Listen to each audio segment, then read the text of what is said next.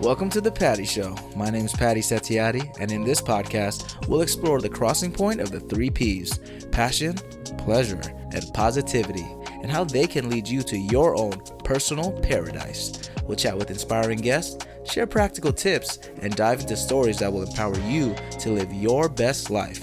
Let's get the Patty Party started. Back to the Patty Show, everybody. Woo! Yeah. Oh, wow. Studio audience. I think you know what you're doing over there, studio audience. Thank you, everybody, tuning in. We're on season 3, episode 25. Pleasure, savoring the good life.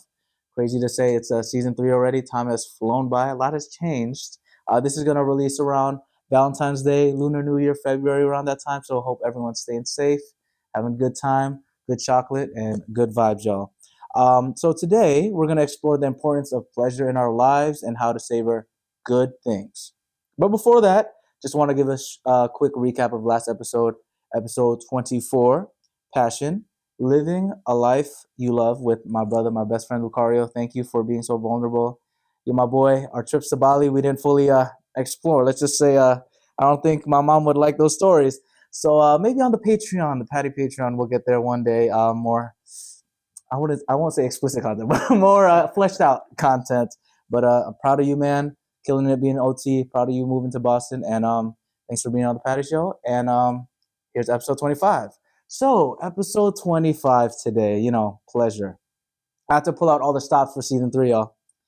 This man right here, this is my little guest intro. Joining me is a board game mastermind. You can see all the different games over here. Mastermind. He knows how to bring the good vibes on a full day shoot. And we're talking 2 days. Basically, 12, 14 hours? Something like that. Something like that.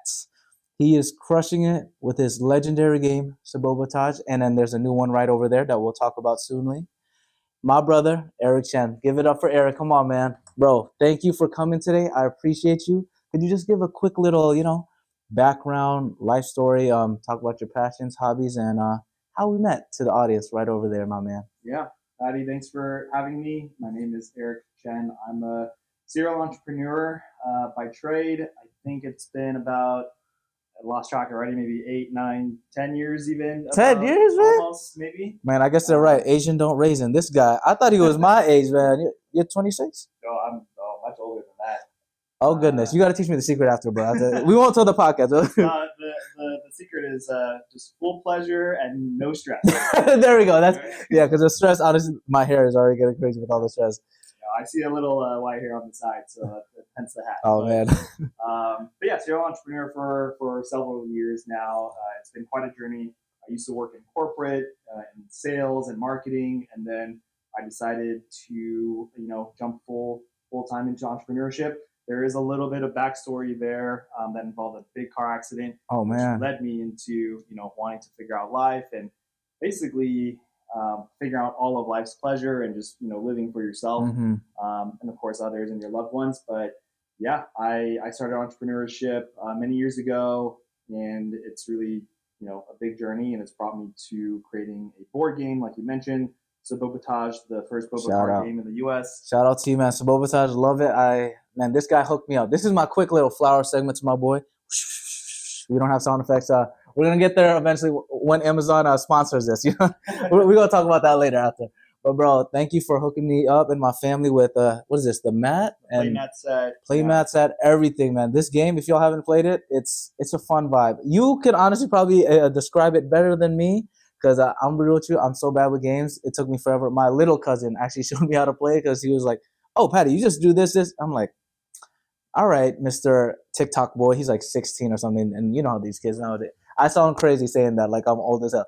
But like, like the whole game. You might not be good at the card games, but you were pretty good at the physical, life-size Jenga game, right? Hey, man, shout out to you, man. This guy also, shout out to you. Thanks for supporting me, man, from that. Because we got to talk about this. This show that we did, that's how we actually kind of met. Oh, man, it was 12, 14-hour shoot days.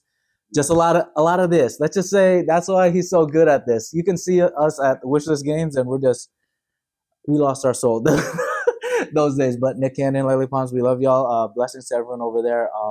Yeah, man. Yeah, you got to talk about how we met that day. I'm trying to give me your side of the story, and then I'll give my side of the story of how we kind of. Oh man, those are such tiring days that I don't even remember. I'm pretty sure probably because you're one of the only few Asians on the show too. I'm So glad that you said that. I was gonna right. say the same thing.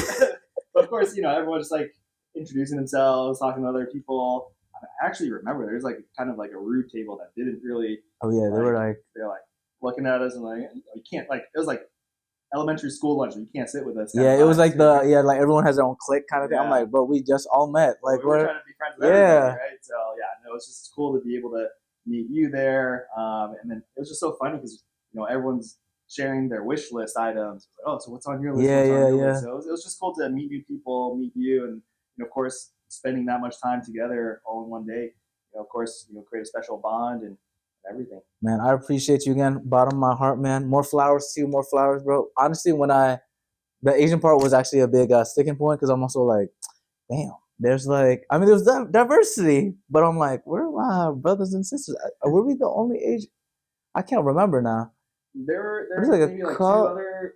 There's like the Asian girl with her mom. Oh yeah, you're right. Yeah, I think she was like a lawyer or something. And then honestly, I don't know if there was anyone else. I think like 4 of us out of like what 100. Oh yeah, people. Bro. That also now when I'm thinking about it, there were so many people on the shoot. Like shout out to everyone that we made friends with. I'm real sure I can't remember everyone's names because there's a lot of us and really tiring. But man, I'm glad that we still stay connected. And yeah, man, it was just like a good energy from the beginning. It felt like summer camp kind of vibe because we were there for like 12 hours the first day and then almost 12 hours for the second day. And it's just like I said, a lot of clapping. It got to a point I was just fake talking the whole time. Yeah, because my hands were just yeah, it was just too much. But man, your story also was super unique because we were just like chatting up near like the snacks. Which shout out to Amazon, they had some good snacks. I'm not gonna, bro. Snackies. Man, I took some home. I'm not gonna lie, but it's the Asian parents, bro. I'm leaving with something. Of course, yeah. You gotta leave with something. Chips in the backpack. Bro, especially because like we were gonna. There was also the show was so funny because there was like no guarantee for anything. So in my head, I was like, I'm gonna put everything inside here. But you actually guaranteed us some money though, man. With the little game. This is a spoiler. I mean, the episode already came out already, so you guys know how it turns out. But in the game show, there's like what is it? At the end of all of the different games, someone plays for the audience to win like these certain prizes and all that stuff. And then you played one for what was the category exactly? Books. It was books. Yes, there we go. Yeah, it was like you have to like organize the books in order of when they were released. So yeah. from like I don't know, like a 1930s book to like a current book. Yeah. And just everything in between. But funny enough, I felt like that was the hardest category. Because no one reads. No. Yeah, I remember saying, I don't know, I didn't watch the episode yet, but I'm like, nobody reads anymore. So this is the hardest category. Like, I think they had a movie one. Movie one was easy, bro. Song, like a video game one or something. Mm-hmm. There was a board game one too. I felt like I would have gotten that one. But books, I was like, you can tell no one in the audience knew either. It was so hard. But they had that one lady, you remember? I forgot her name. She was super nice. But she was like on the, older side. Yes, right? Yeah. She knew. She read these books like when they came out. Like I read the one we got wrong or I got wrong. Yeah. And she was like, I read this to my grandchildren, like growing up, or my daughter when they were growing up, like 60 decades ago. And we're like, we couldn't hear the sweet old lady. And that was the whole thing. I'm also glad with the whole game show, bro. I didn't get like the game where there was like audience support, like audience could help us, like the memory game or those 2 memory games, right, or something like that. I can't remember. It's like a blur now. Yeah, it's hard to remember. Because it's crazy. The last time I saw him was what, April or March, whenever we shot it, and 8 months ago now. We're recording this in December, y'all. But yeah, it's like been a while, and the fact that we're still keeping contact, man, that's super dope. I appreciate you again, man. This game, man, I don't know. You guys are just skyrocketing because, like, I remember you telling me from the beginning, you're like, yeah, I'm doing this from my garage and stuff. I'm like, okay, my man's hustling. That's why I love LA and like this whole vibe. Everyone just hustling. Like the culture is just like go, go, go, go. Like we're trying to make it out the hood. You know what I'm saying? So, and the fact that now we're actually in this new space, upgrades for season 3. And also you got an upgrade with the new warehouse space. Talk me through that whole process, bro. I know we talked about it earlier, but you started off what you said in the garage and now you're in how many square foot? Like, yeah. So, I mean, we'll start from the first concept of this is actually a different box too. But we basically started out of a small little apartment. I had 2 roommates, came up with the idea during COVID time. And my experience is actually in Kickstarter, so doing crowdfunding product launches. Oh my So God. So you already had that experience kind of I had like, some experience in launching new products to market, but it was actually more in the consumer electronics space. got you. So headphones, electronics, smart locks, things like that. But doing that industry, you experience a lot of, defects, returns. Yeah. And I'm like, once I left my business partners in that industry, I was like, what's something I can make that, I can find fulfilling? Mm, And board games just kind of hit every single aspect of what I was looking absolutely. for. But product wise, you can't really mess up printing paper at the end of the day. At least we hope. Yeah. At least we hope. At least we hope, right? So yeah, defect rate for this type of product super low, easy to manufacture. So it really just comes down to making the brainchild of this, right? Mm-hmm. But skipping ahead, this all started from the apartment, and then first batch of inventory, we ordered 10,000 units of this. We actually, so that crowdfunding campaign, we did about 5,500 units, and I ordered 10,000, and we fulfilled the 5,500 pre-orders, and from there we sold out the remaining 4,500 in less than a month.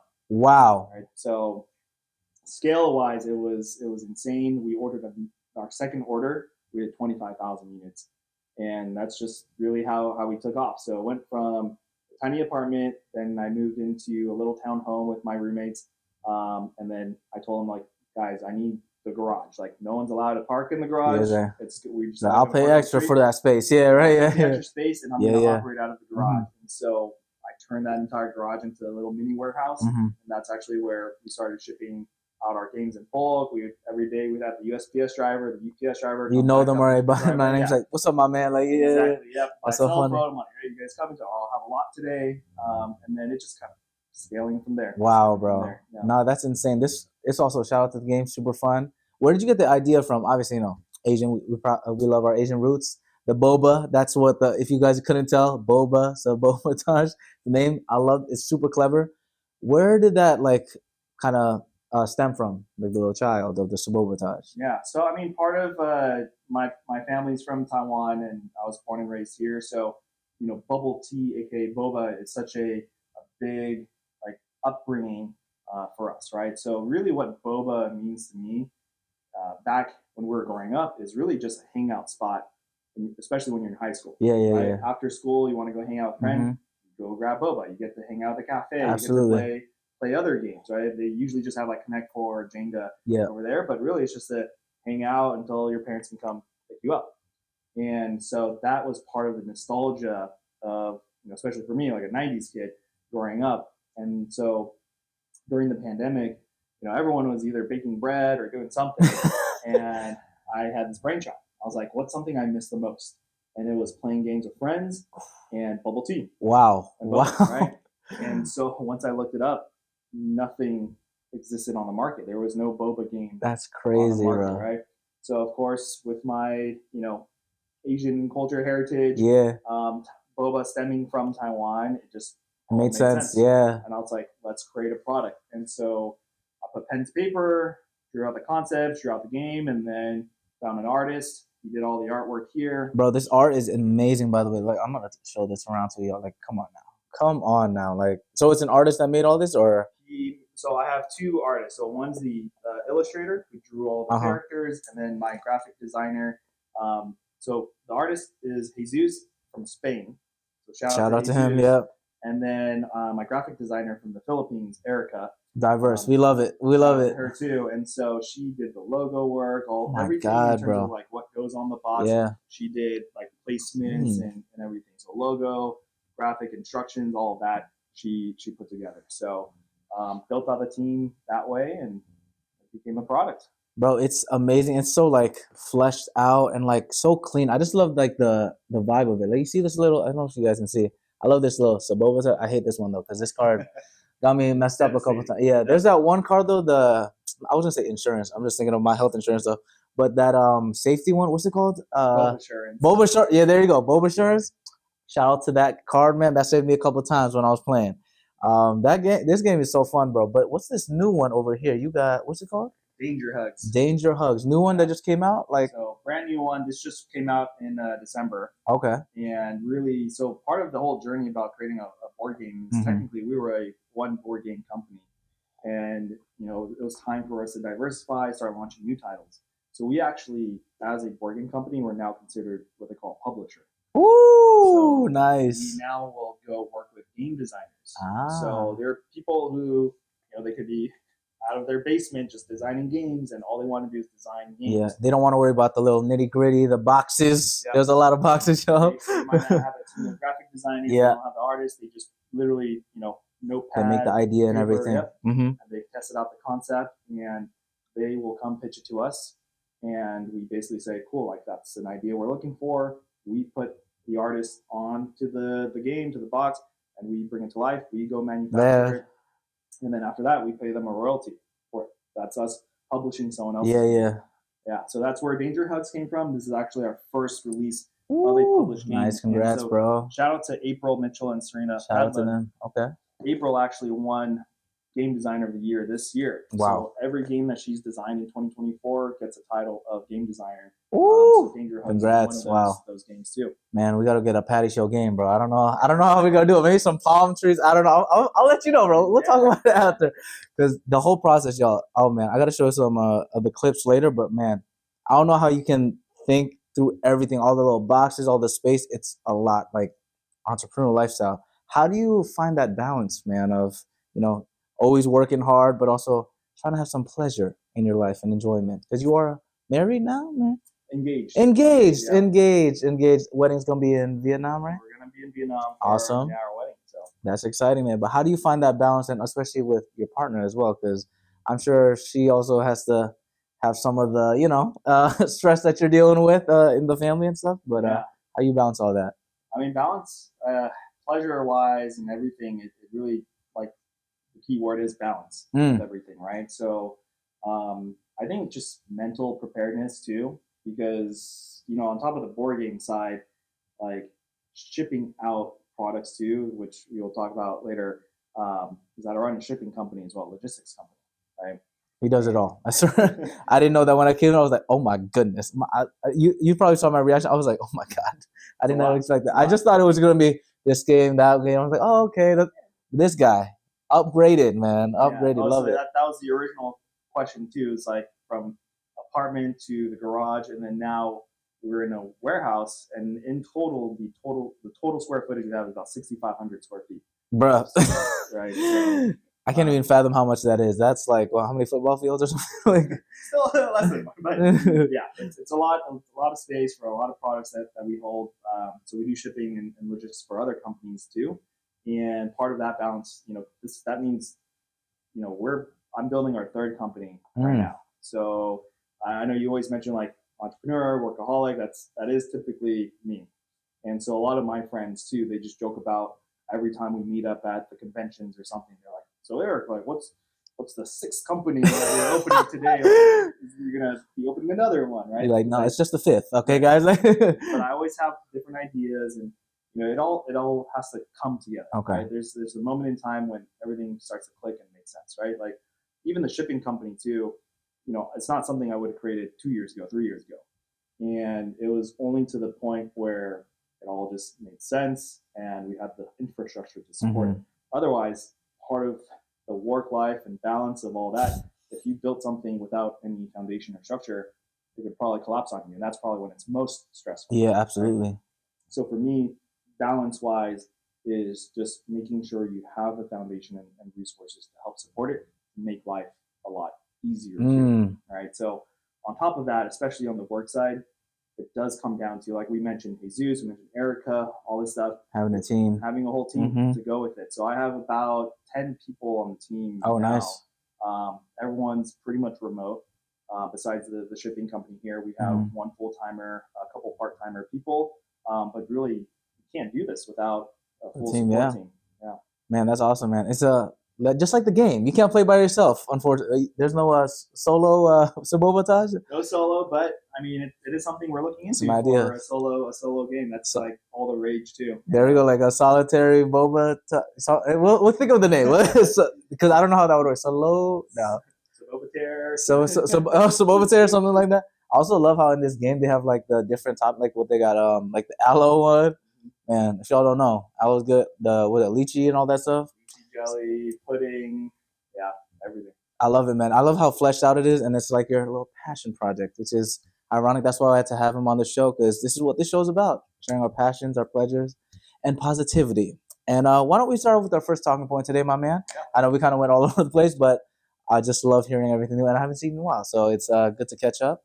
Our first talking point, my man: the power of pleasure. How does pleasure impact our mental and physical well-being? That's a great question. Pleasure wise, I mean, if you get very scientific, right, you're talking about like endorphins and all of that.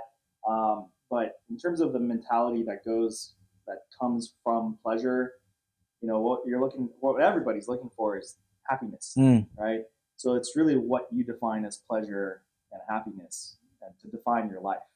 And for me, especially as an entrepreneur, you know, running your own business, that comes with its own stressors. So then it's more about how do you find that balance and definition. And for me, it's been a crazy journey. And so what happens is when a lot of people meet me, they actually don't map together the amount of work that I do. It is a lot. And how calm I usually am. And so basically what even had me jump off from the corporate world to entrepreneurship is the car accident that I briefly mentioned. And so what happened was I got into a car accident. My friend was driving. He fell asleep at the wheel, and we were about maybe less than a mile away from home, right? Man. And so that's when, you know, reports or statistics say like that's when where most accidents happen is because people are a lot more relaxed when they are closer to home. Yeah, because you just think you can do it with your eyes closed kind of thing, right? Yeah. And so what happened was crashed into a tree. Oh my God. The accident was more on my side, and then the seatbelt had pulled so hard on my stomach that it ruptured my intestines. Oh my goodness. And so I don't remember any of it, but all I did was wake up in the hospital. They already cut me open, reattached my organs. Oh my goodness. And yeah, I just woke up in the hospital that way. And so several months of just have a recovery process. Yeah, rehab, right? All that stuff. Yeah. And that's when you have a lot of time to think about life and pleasure and, you know, what you really want to get out of life. And so at the end of the day, like that whole experience, especially physical pain, the mental pain, what, you know, you have to really think through.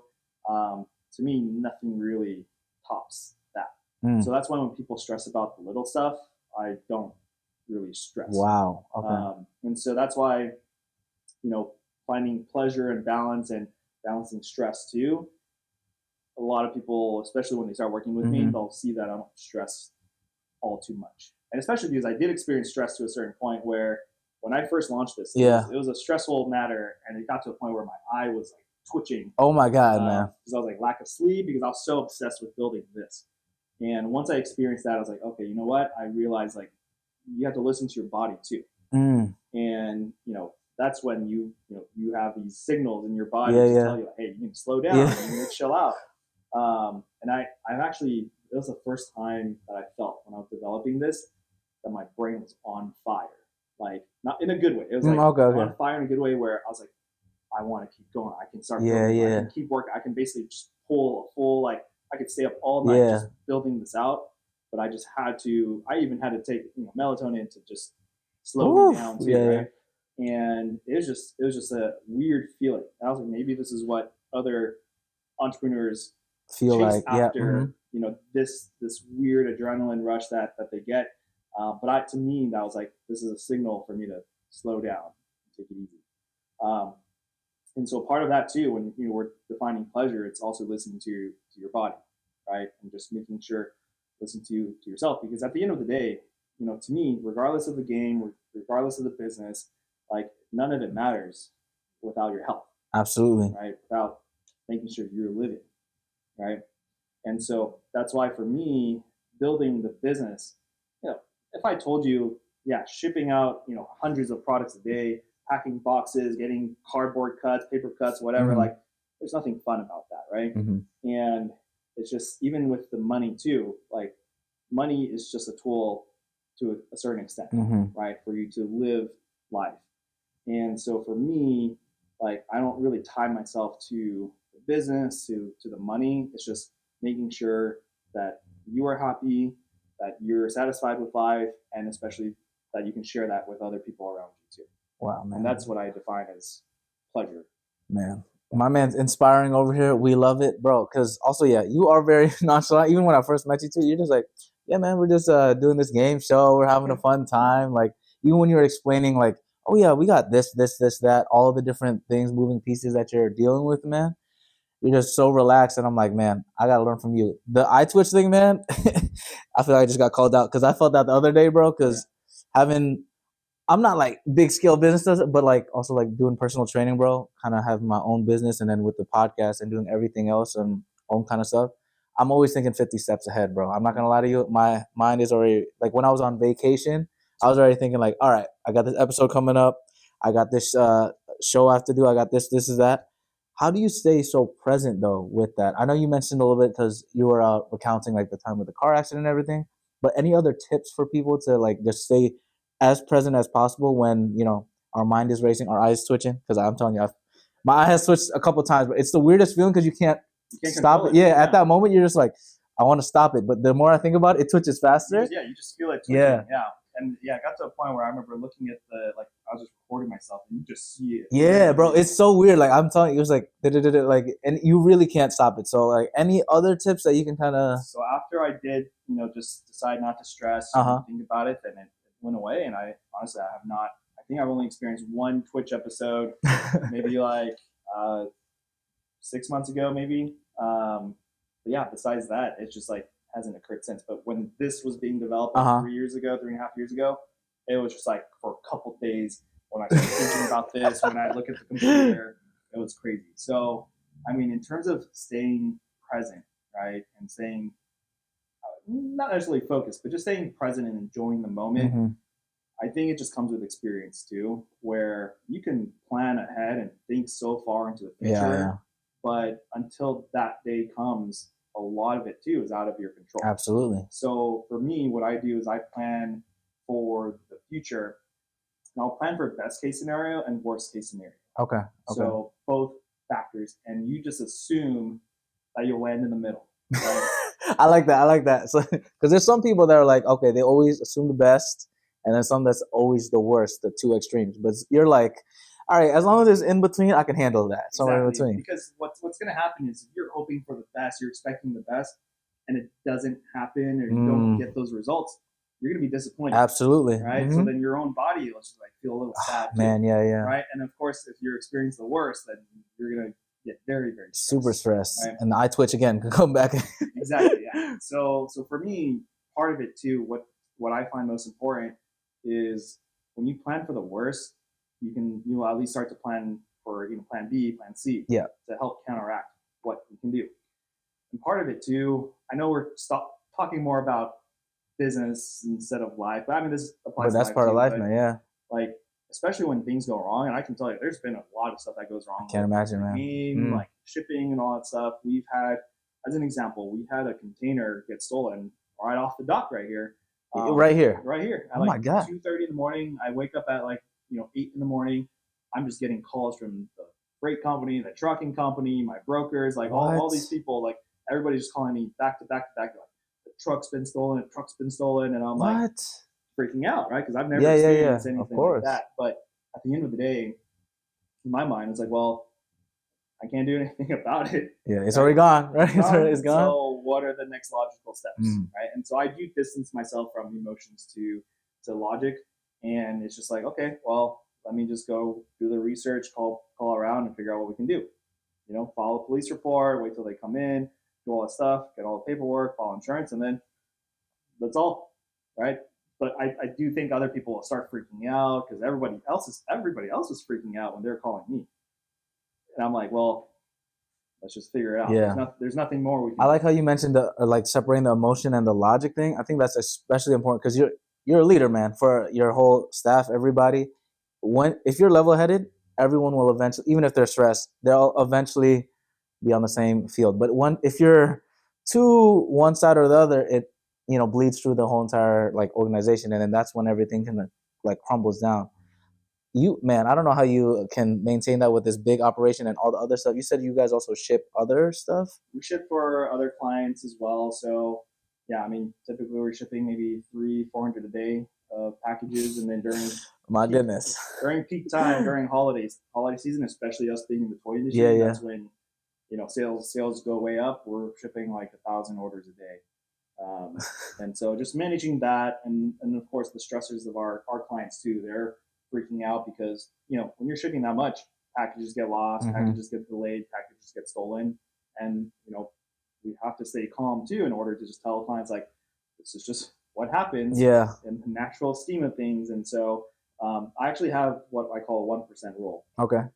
Everything trickles down 1%.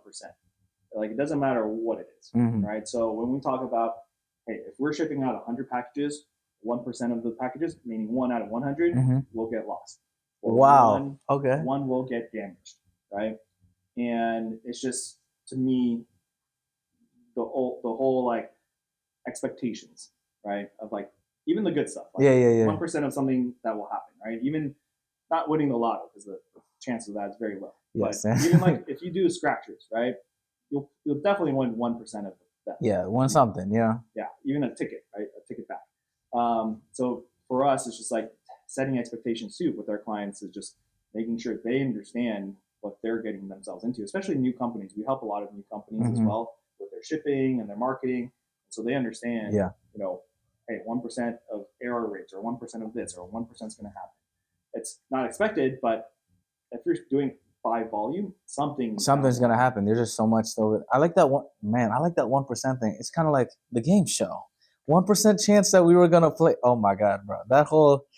Oh man, true. I think it was around 120 people or so, right? Yeah. Maybe. So yeah, there we go. 1% chance. Because in that game show, y'all, if you don't know, this is us pulling back the curtain. We did not have a guarantee to play, and after that first day, me and Eric, we were dead. Like. We were tempted to not even come up to the stage because there was like no guarantees, and I don't know. It was a good vibe. Like the people were cool, but it was just tiring, man. Like honestly, when I think about it, I'm like, I don't know what kind of delusion I had, but I think it was that 1% thing, man. I'm just like, man, if I get it or not, at least I'm here for the experience, and I talked about it before, but I'm super grateful I got to like experience Nick Cannon because that's the stuff I want to do, like presenting and hosting and his capacity kind of stuff. So it was kind of cool I just had it in the back of my mind, kind of like you were saying with the whole, worst case scenario, best case scenario. Like it's unpaid internship, you know? Me being a presenter, I'm learning from my boy Nick Cannon. That's cool. Maybe I can hit him up, whatever. But luckily it was a good one because shout out to Jenga. I'm so glad I got that game because the other games, bro, oh my goodness. There was that shuffleboard game. I think that was probably the hardest. That was my skill. That was the hardest. And then one of our homies, I think his name is Zach. I think the guy that spoiler, but I don't know if he's on the show. I can't remember, but he didn't get anything. That game is so hard, bro. Yeah. Like it's basically just like a life-size shuffleboard where big shuffleboard. Yeah, you just have to just slide it to the end. How small is the end zone? It's like, not even the end zone. You have to hit that gold. Oh yeah. There's a gold strip. So you have to get it perfectly. So it didn't matter if you got it over or like towards the end where you score points. It's just, you have to hit it in a gold strip zone. Maybe like 10 inches, maybe. Yeah, probably less. And then also like it's like 30 feet long. Yeah, 30 feet long, and then how many pucks you get? We have 5, 7, I don't know. 7, 8, or something like that. But that one was a hard one. And then they had the memory games, which was a tough one. We talked about it before, like having all the audience help out. I feel like it would be tough because people were like, "Yeah, go left, right. It's the red one. It's the blue one." Yeah. Oh yeah. Oh, that memory game too. That was hard. There was the other one too where it was like number calling. The flipping one. Yeah, that one was a interesting one too because that one I think was harder than the gift box one with the different numbers and not numbers, colors and everything, because at least it's just like one set. This one was like 7, 8. Oh my goodness, different numbers. Yeah, at you. Yeah, it was a whole thing. The whole Amazon experience was so funny. I don't know if you saw Chris Pratt, but he was there too. I remember you guys. I heard him yell something like, run these people over, and he's in his golf cart. Shout out Chris Pratt. Yeah, that was a random experience, and it was also funny because we didn't even have our phones the whole time, right?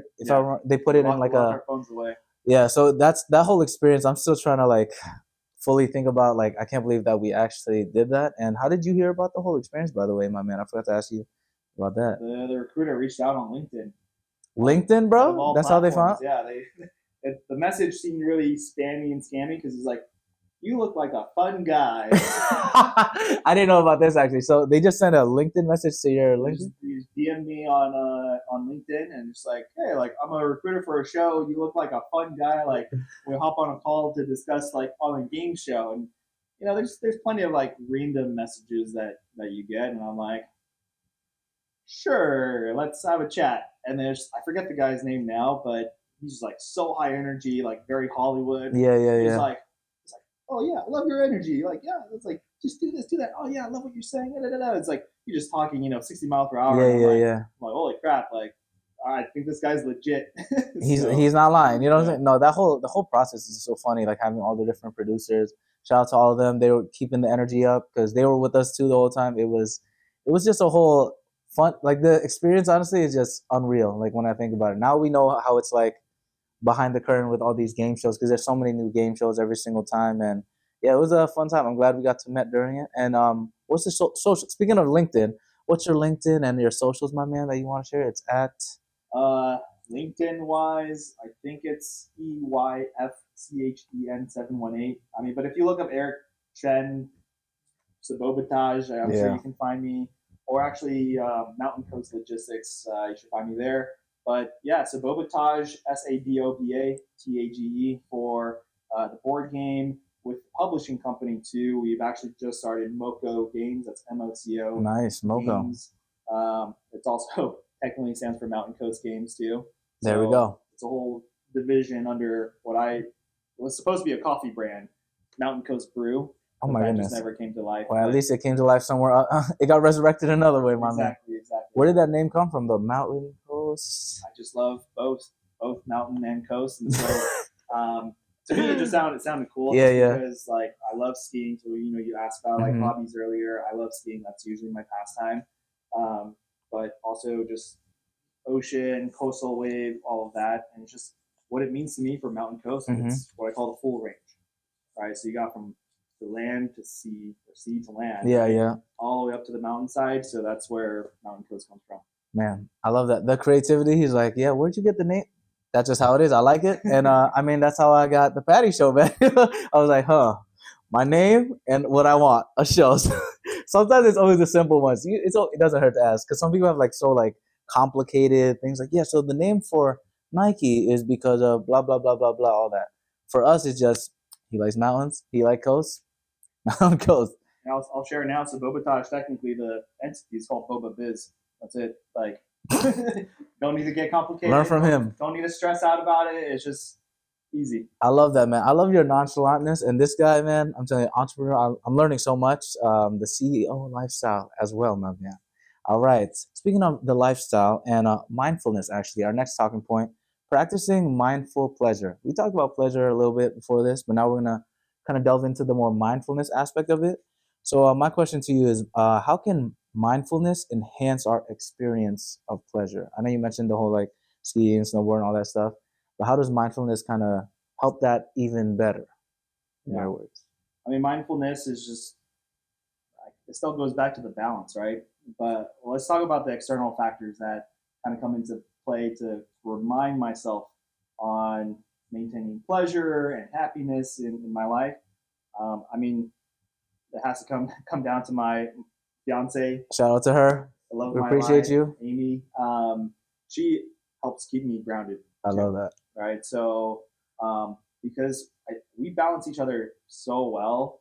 She still works corporate. She built her career on that side, and what I thought I wanted in life was someone else just as go as me. Yeah, right? yeah, So yeah. maybe another entrepreneur, right? So we could build a whole empire, Boba Empire. Yes. But after I got to know her as we were dating, I'm like, this really is she likes to live a simple life.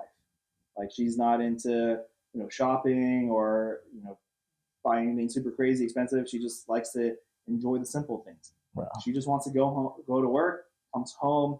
She loves cooking, and so that's a huge plus for me. And she'll come home and she'll cook a home cooked meal and everything. And that's the reason why I fell in love with her. It's just because of how simple she makes everything. And so, especially during Q4, like when we communicated with each other about my schedule, her schedule, we're mindful of each other's schedule too. And so she knows during Q4, it's our busy time. I'm talking about, I'm working like 15, 16, 18 hours a day doing the shipping, especially when we're talking about staffing, calling out. Oh, yeah. Oh, man. Yeah. Not enough labor to help back out 1,000 orders a day. And I'll come home at like 9, 10 p.m. And she would always just tell me, like, text me when you're on your way home, and I'll have your food ready for you. Man, I gotta fall in love, bro. You gotta help me, man.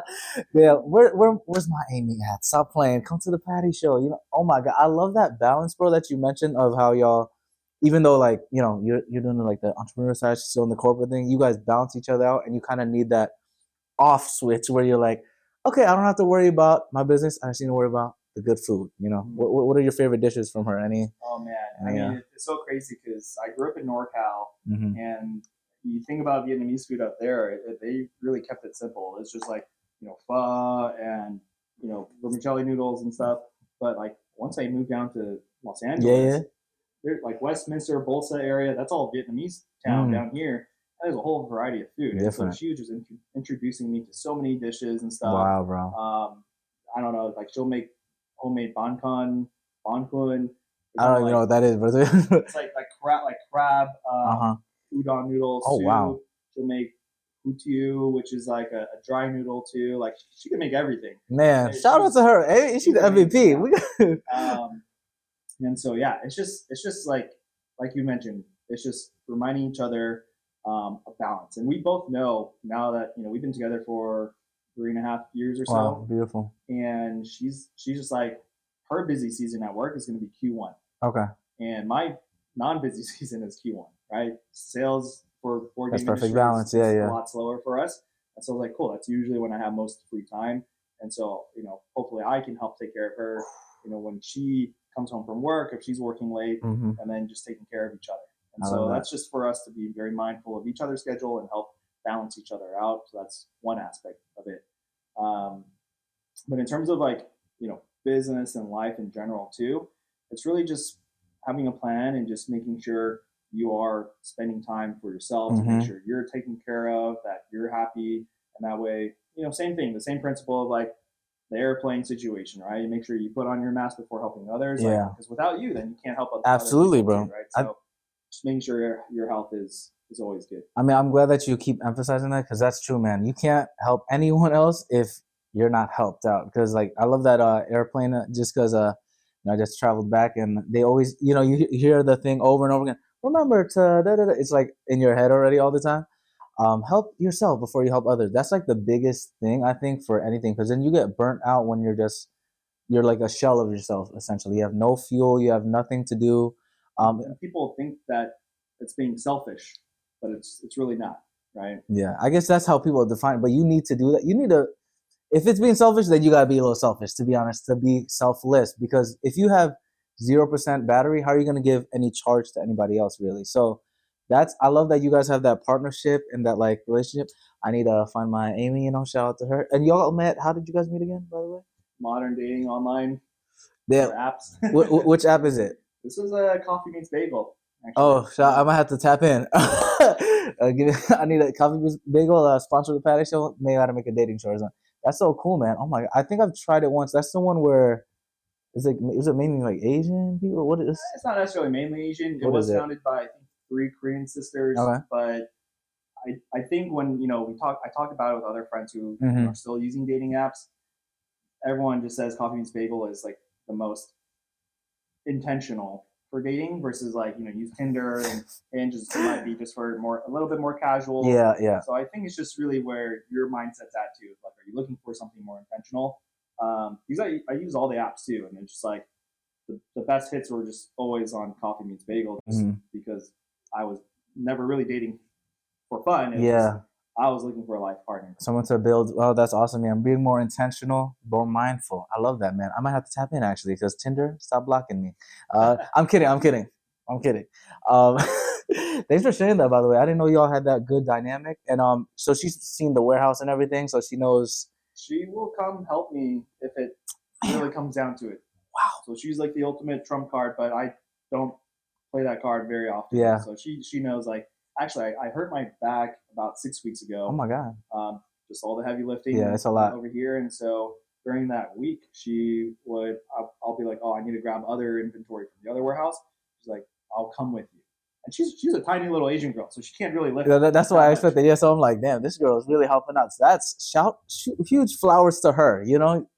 Yeah, she'll come out and she's like, I will carry, move the boxes around for you and everything. So that's why I'm just like, yeah, can't. Wow. Well, that's perfect for this Valentine's special episode. Shout out to all the loved ones over there. I need to find my Amy. Shout out to that. With every great entrepreneur, there's an Amy doing everything, cooking the banh mi and all the other stuff, and all the bans. There's a lot, man. I got Vietnamese cuisine, man. It's a lot. It's a lot, man. Yeah. It's where I'm from in Bridgeport, Connecticut. There's so much Vietnamese people, and in the cuisine, it's just so much. It's pretty similar, I'd say, to like Indonesian cuisine, but they have their own beast over there. They're just a lot of the rice noodles and everything. And man, I gotta get back to Southeast Asia. You make me want to travel again. You guys are getting married though in Vietnam, though, right? We are, yeah. That's gonna be exciting, man. I'm excited for that. It's is it a big wedding, small wedding? What's the? I mean, I think in Asia it's just naturally big. Oh, bro, yeah. The family will invite what they call the village and all their friends and network and stuff. So I think he said maybe it's like 300 plus people. But it's weird because in America we're planning an American wedding too, and it's like you have to plan a year ahead. You start sending invitations 9 months out. And she's like, oh, in Vietnam, like everyone's having a wedding every day. You can literally invite someone the week of, and they'll be there. And for them, it's just a dinner banquet.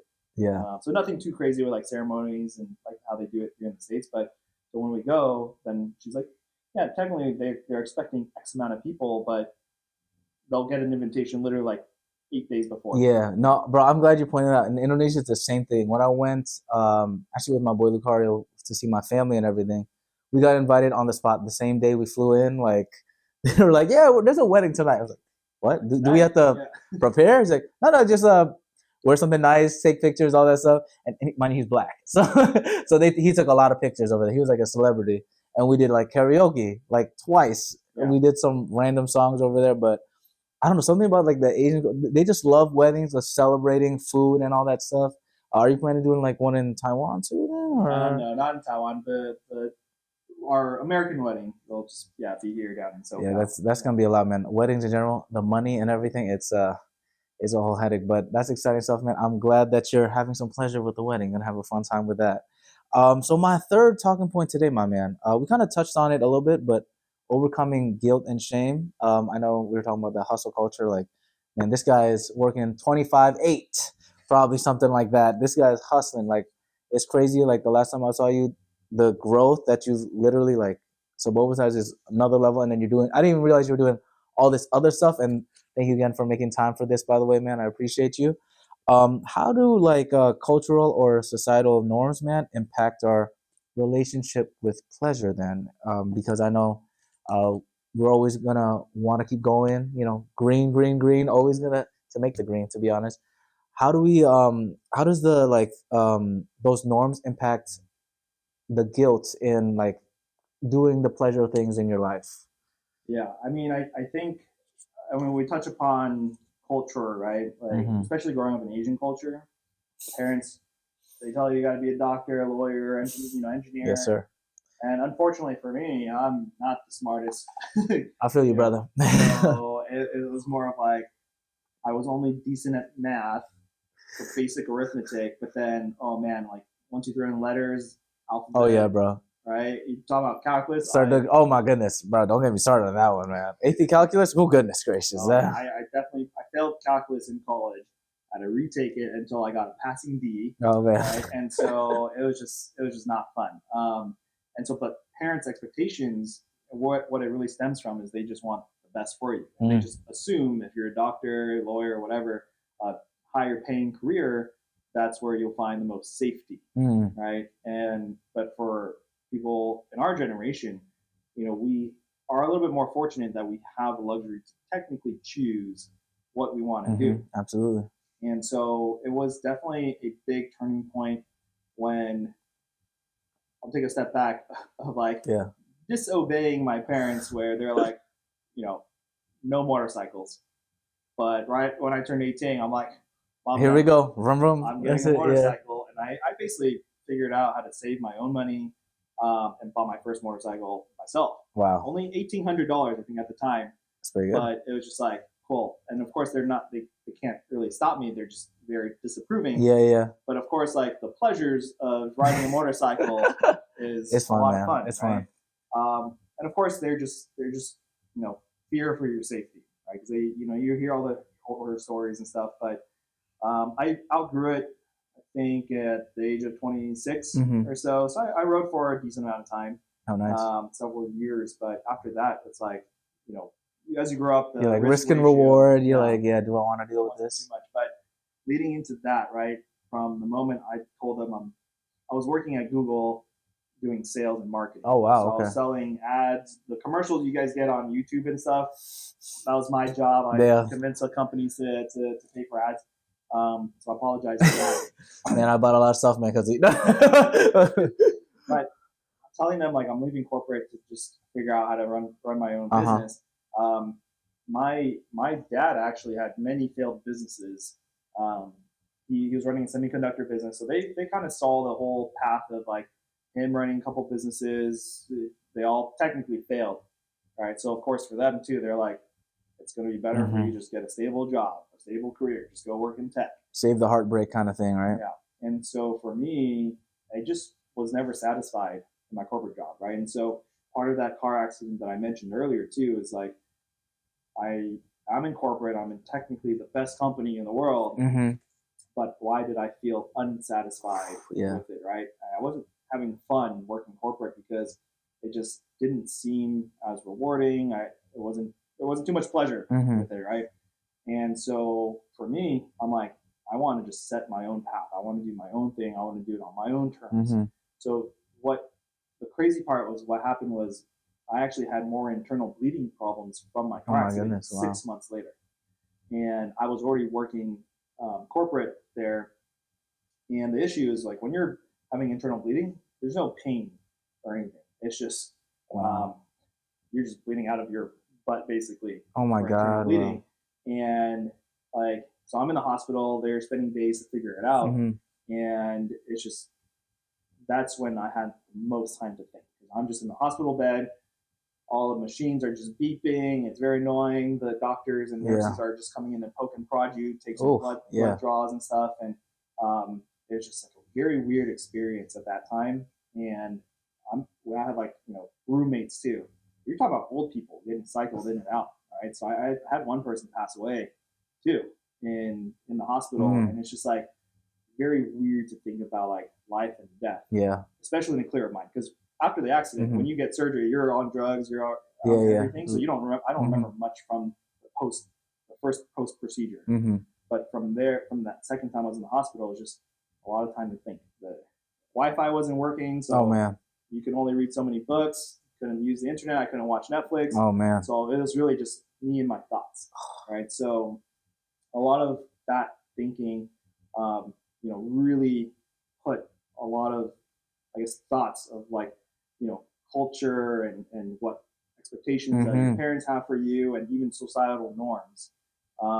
You're talking about like, oh, you should get married at this time, you should get a house by this time, and all that stuff. About it, yeah. A lot of stressors, but I think once you really sit down, plan out what you want in life, and really just map it out, then just take your time to plan ahead. And so when I told my parents I was leaving corporate, they were not happy, right? They just want stability. And of course, I'll tell you now, like about 3 years into me playing entrepreneur, that's why I still joke about being professionally unemployed, because at the time I was not making a lot of money. It was just like figuring out. I depleted life savings, right? Like I didn't know what I was doing.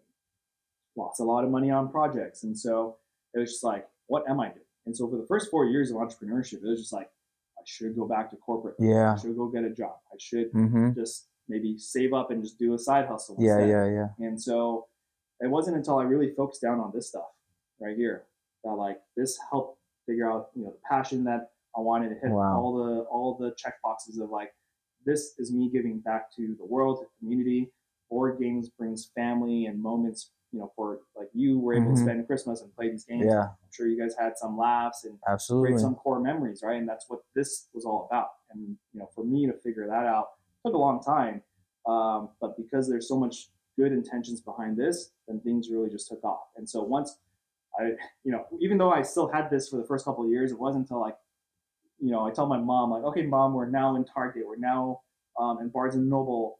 Then she's like, oh, okay, now it's a real yeah, thing. Yeah, yeah. The real, you're thinking, yeah. She couldn't make the connections like, okay, you sell online, you sell on Amazon, but like, it's not physically visible in the world, right? But until she saw that and she's like sees the volume that we're doing, then she's like, okay, like Eric's fine. Bro, I think that's like that's an Asian parent thing. We love our Asian parents, but I'm an actor too and all that entertainment space.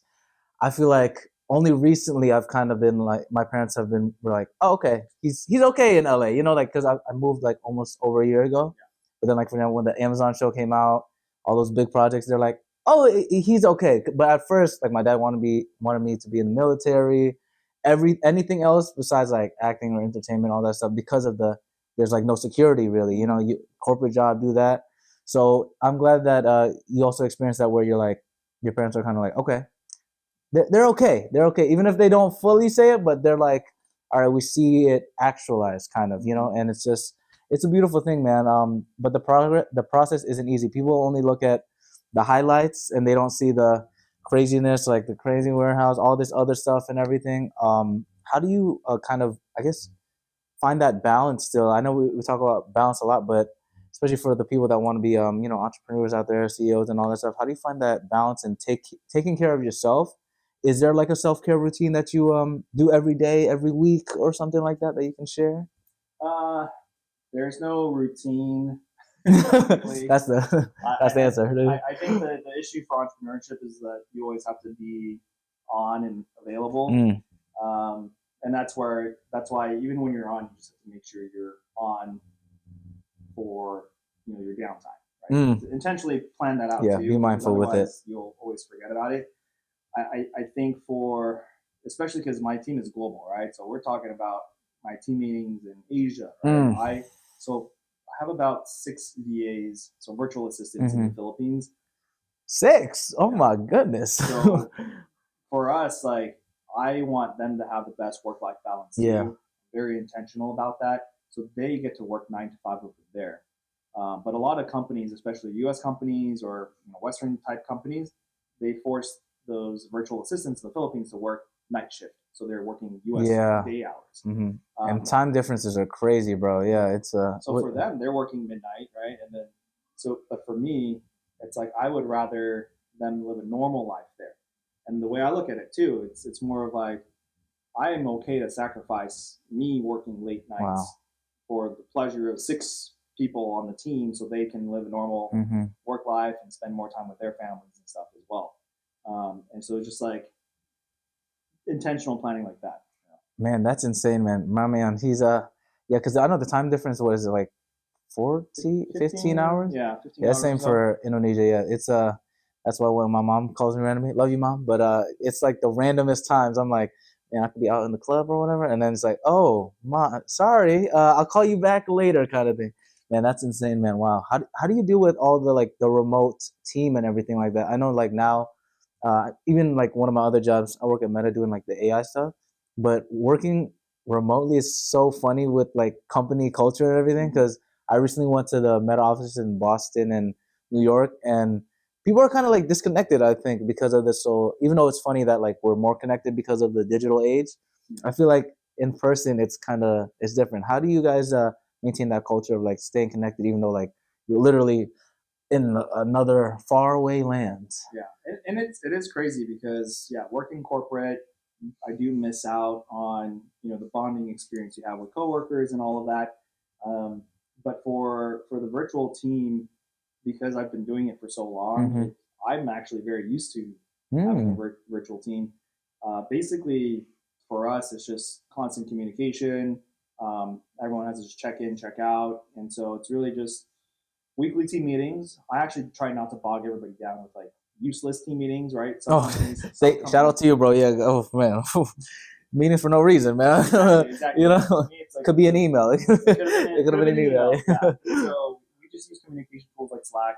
So all the things that we need to actively work on today, just communicate back and forth. We only have one team meeting a week, which is usually just start off the week, just go over like anything that's holding someone up. What's the cadence for the rest of the week? What we need to be working on? What's the new focus? But besides that, I try not to bother the team. So it's like, but that's the issue too. It's like I don't micromanage, and so that's why every hire I need has to be self-sufficient. But there's definitely workers that they need someone to be telling them exactly what to do every single day, every single minute. You make their schedule kind of thing, like, okay. But I tell them like, look, it's just once I figure out that that's what they need, I either tell them like, you either have to really figure it out or we're just not the right team. So that's why everybody else on the team is pretty self-sustaining. And so that's why when we talk about I work a lot, but having a really solid A+ team is super important too. Wow, man, that's awesome, man. I feel like we're learning a lot from our CEO mastermind over here, man. Any kind of like wrap up, recap, final advice you want to give out to the audience, man? We have a lot of amazing truth bombs over here. Anything to kind of like wrap it up in a bow to everybody? I think honestly, it's just you just have to really think about what's worth stressing about and what's not. And because the stress is what's going to get to you, right? And so when you just put things into perspective, and I mean, you've traveled the world too, right? I think traveling helps put a lot of things in perspective, Absolutely. Right? What people have, and appreciating what you have, and just like not stressing. And that's why part of like me running my own business, it's granted me a lifestyle that suits me, a lot more freedom and flexibility. That's why when you ask about routine, I have no routine. It's just being very flexible and fluid like that, but just not stressing, because to me, stressing for the most part to me is unnecessary. Absolutely. It's just problem solving and figuring it out. That's what entrepreneurship is. So the less you stress, the more time you can spend solving problems, the more problems you resolve, the more free time you have to enjoy life and all the pleasures. Man, they say less stress will make you feel the best. There you go. We're gonna put that on a little slogan. Maybe maybe that's the board game, the Patty Show game. We just I'm gonna I'll figure that out eventually. But bro, what is the Sabotage website again and everything, bro? Sabotage is just sabotage.com. If you can't spell it, which it's sometimes a little hard, you can just go bobacardgame.com. Bobacardgame.com, and then Instagram and LinkedIn. What is it at? Sabotage.